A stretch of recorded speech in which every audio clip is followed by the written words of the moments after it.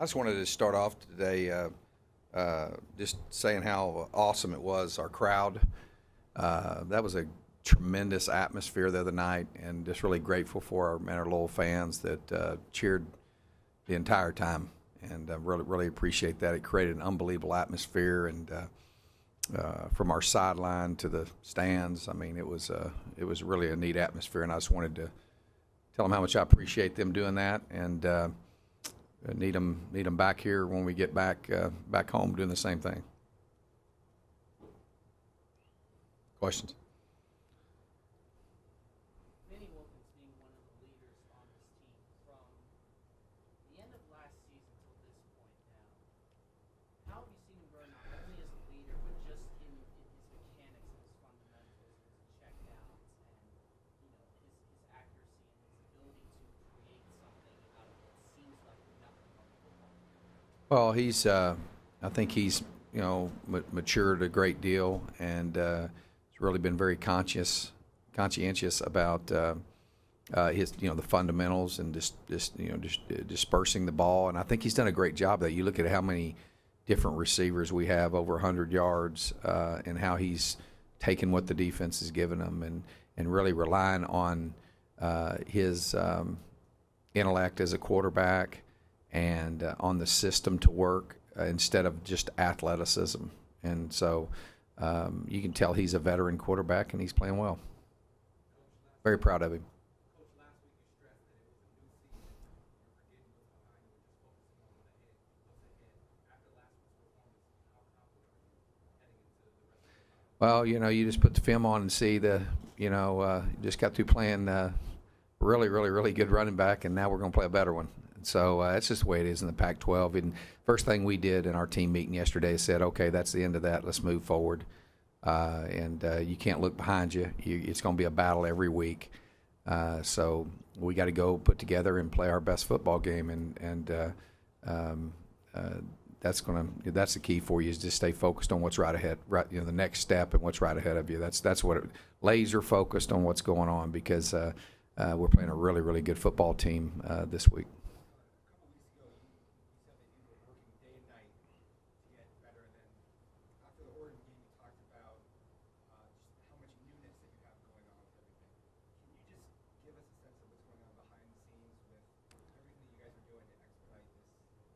Yeah, one of the things that I really believe is that, it's hard until you go against someone else to kind of see where you're at, and obviously you have systems that you put in place, and we have not changed our system, and I think that's real important, because it's better for a coach to come in and learn, than having all of our players having to learn a system maybe they don't fit. And so just being adaptive, I think that's the biggest challenge, when you have, the newness I'm talking about is having new coaches. And so they've done a great job. It's been because you have to do it in a rapid and very quickly, because you're playing games. And so I think that's something that we got to continue to do that. We got to continue to adapt and evolve what we're doing to fit the skills and talents of the players we have, because our players have a certain skill set. That's why we signed them for a certain system that they fit. And so just finding that niche. And each year, kids graduate, new kids come, and what's that niche? And you got to really stay on top of that. And that's something that I think our guys are done a good job of, and we're continuing to work hard to keep improving that.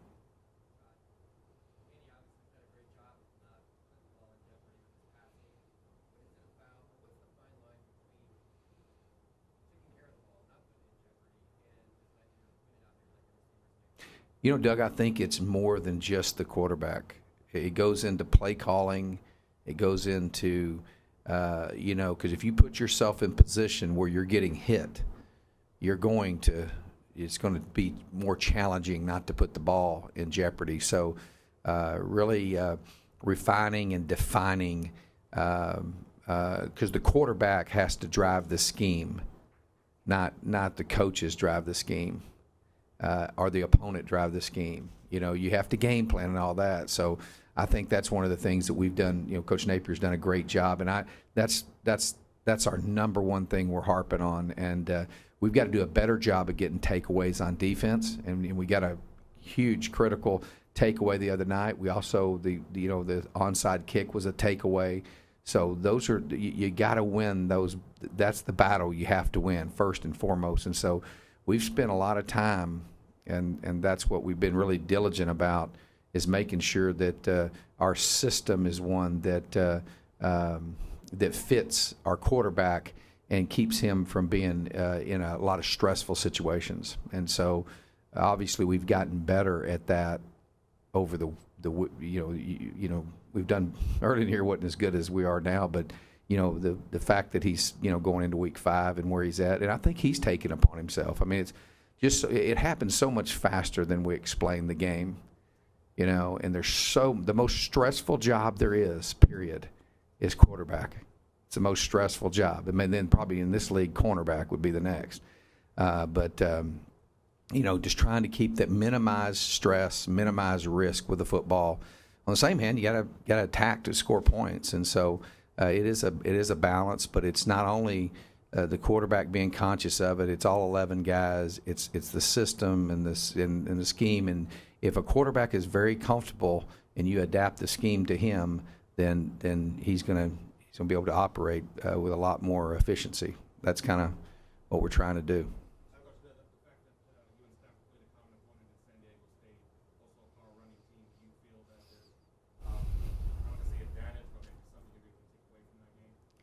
Yeah, I mean, I think for them, they see, it's a good film for them to look at.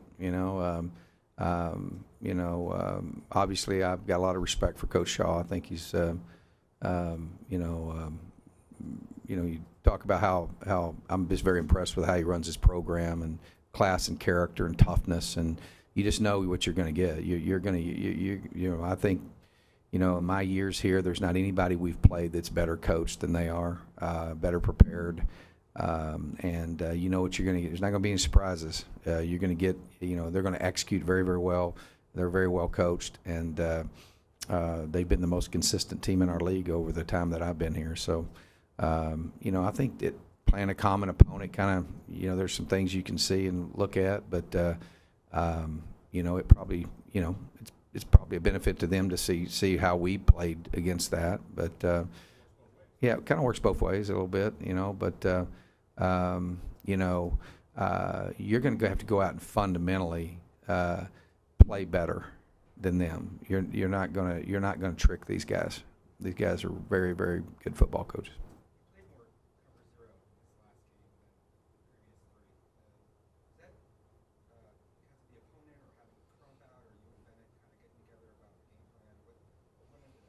There's lots of factors that go into what we're doing.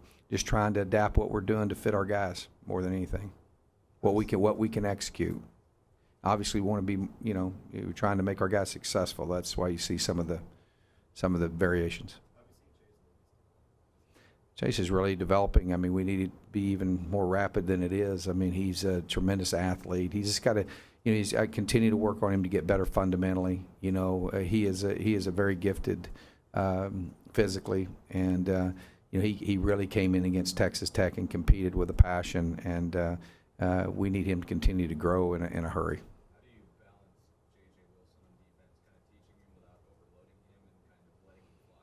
Yeah, I think he'll improve every week. I mean, I think he's going to be a really good player over there. I think it was having someone with his skill set is going to help us. It's just hard to learn what you're doing in a week. But we are going to leave him there, and I think he's going to be. I think it's something that he's going to get more and more productive as we move forward.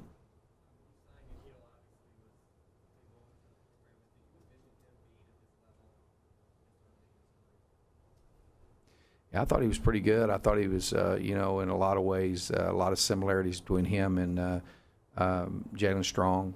I thought he would be successful. I think he's only scratching the surface on how good he can be. As he continues to get better fundamentally and really works hard, and he's gotten better in film study and really preparing himself. And he's such a intense competitor. I guess when I knew, obviously you watch film and you think, hey, this guy's got potential to be really, really good, obviously. But when I seen him practice, when I watched him practice and how hard he practices, I knew that he had a chance to really, really, really be good. And he's only scratching the surface on what he can do right now. Coach, in preparation to the Stanford opponent coming up, as you and the coaching staff sit down and watch film, what really jumps off the screen to you guys about this team? Their running back.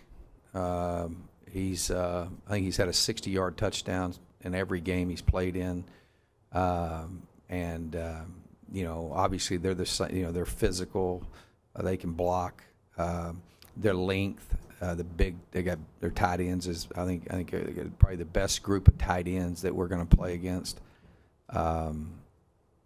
Just really, really impressed with their running back, and obviously impressed with their special teams, return games, and obviously the things you're always impressed with. They play defense hard, but he's a challenge. Stanford's always been good at the twist actions and stunts and how they attack. We talked about just how your protections have improved. Yeah, I mean, we just got to continue to evolve what our guys execute well, and you just got to avoid being in drop back situations. That's the big thing, and really, I think we're developing an identity of who we are, and I think we're getting we know the direction we're going. We just got to continue to improve fundamentally.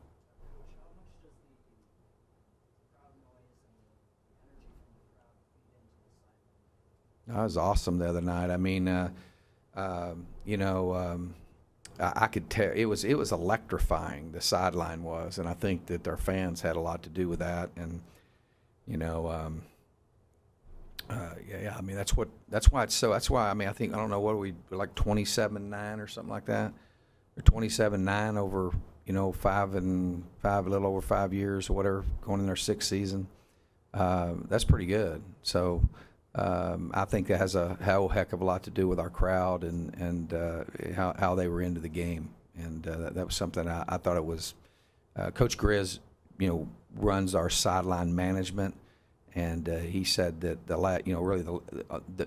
road game was the best that our sideline had been on the road since we've been here, and then the other night he thought it was our sideline was really into the game, and I think the crowd was a major factor.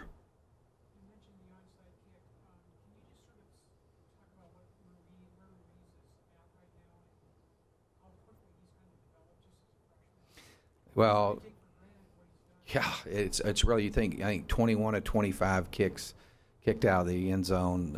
I know in my career I've never been around a freshman like that. And on the same hand, I don't want to put too much pressure. He's pretty even keeled. He's not very. Matter of fact, I really haven't had. Our conversations are pretty brief. He doesn't say a whole lot.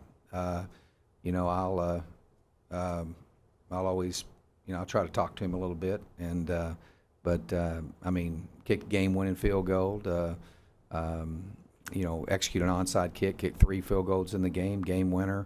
I mean, he was pretty impressive, and to be a freshman, to be put in that situation, and I really, I wasn't even when I sent him out there for the field goal, I was thinking about the next, how we're going to stop him. That's how confident I was that he's going to make that, because he's just.